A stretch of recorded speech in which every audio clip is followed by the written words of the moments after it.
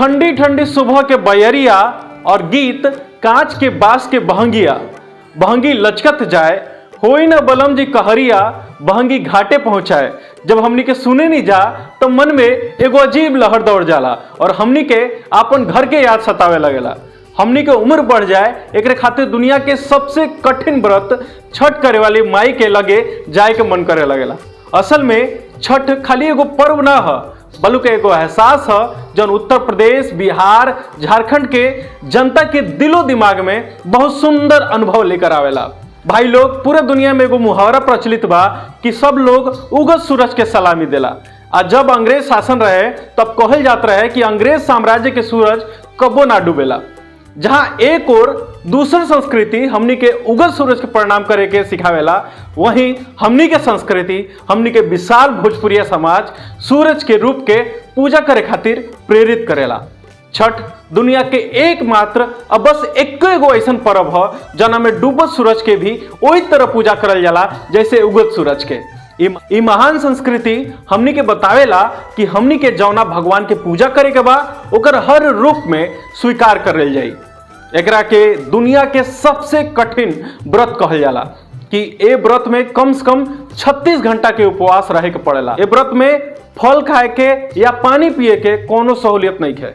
एकरा बावजूद छठ के व्रत करे वाली महतारी लोग खूब उत्साहित होके और इस संसार में परम पिता के पूजा करेली।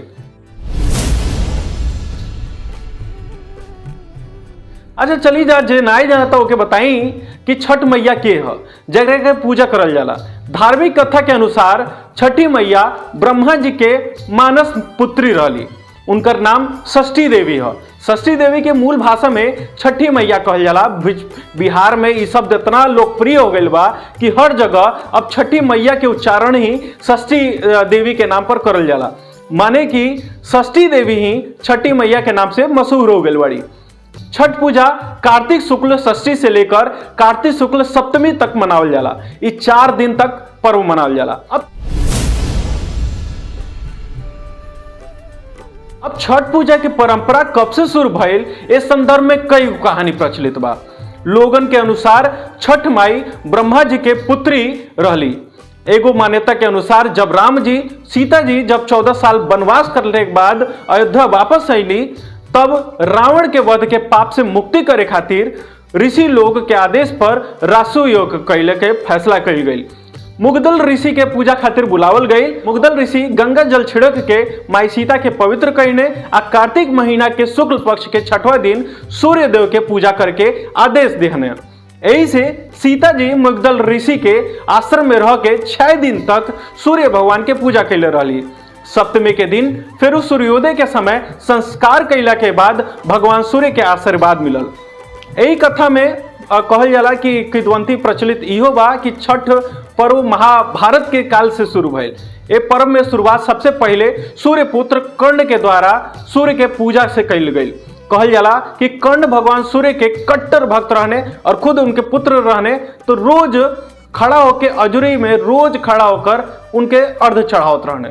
सूर्य के कृपा से वो कर्ण महान योद्धा बन गए ने और आज भी छठ के दिन अर्ध चढ़ावे की परंपरा यूं ही प्रचलित बा। भारत में सिर्फ कर्ण के लिए ही नहीं बल्कि द्रौपदी के लिए भी छठ मनाए के प्रथा के बारे में कहल जाला।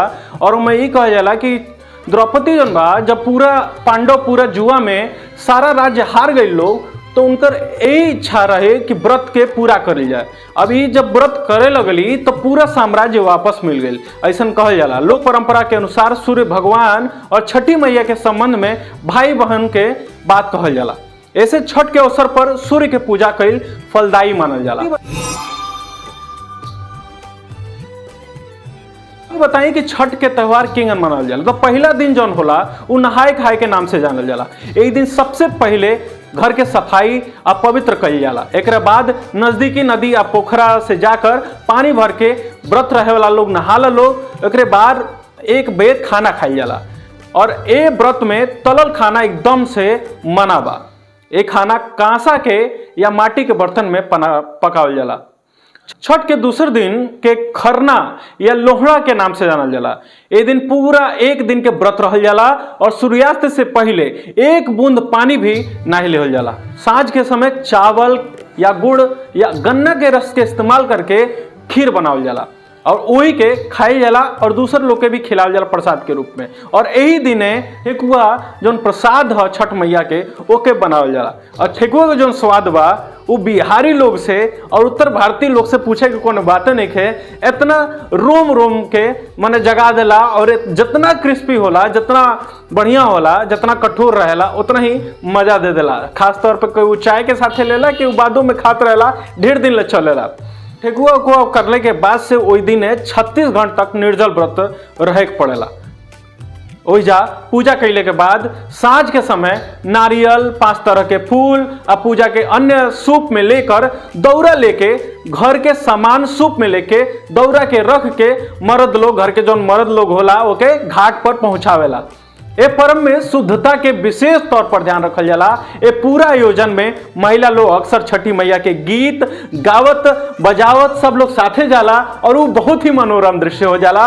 और जब ये महिला लोग गीत गावेला छठी मैया के, वो पूरा लागेला कि जग में सबसे सुंदर वंदना होता, सबसे सुंदर गीत होता।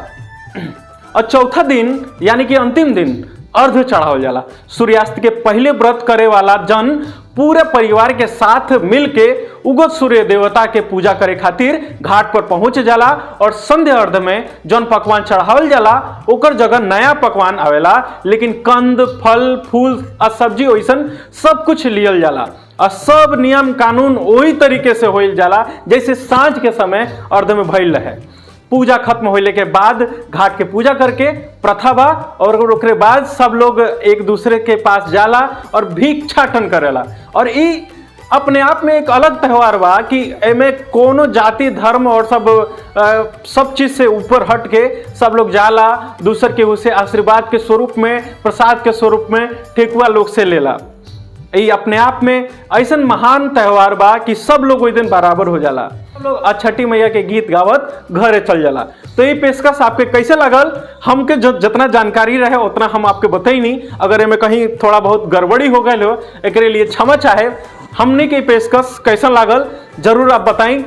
पेज के लाइक कर ले, हर न्यूज सबसे पहले आपके मिले।